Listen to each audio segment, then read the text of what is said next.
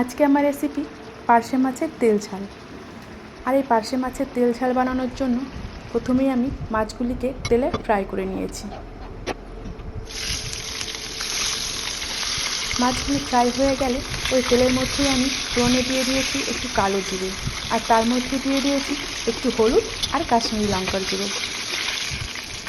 একটুখানি মিশিয়ে নিয়ে তার মধ্যে আমি দিয়ে দিয়েছি সর্ষের পেস্ট, যেটি আমি বানিয়ে রেখেছিলাম। সর্ষের মধ্যে আমি দুটো কাঁচা লঙ্কা আর একটু আদা দিয়েছিলাম। পেস্টটিকে আমি ছেঁকে নিয়েছিলাম যাতে পেস্টটি অনেক স্মুথ হয়, যেটি খেতেও ভালো লাগে আর দেখতেও ভালো লাগে। এরপর এর মধ্যে আমি দিয়ে দিয়েছি টমেটোর পেস্ট। কিছুক্ষণ মিশিয়ে নিয়ে দিয়ে দিয়েছি স্বাদ মতো নুন।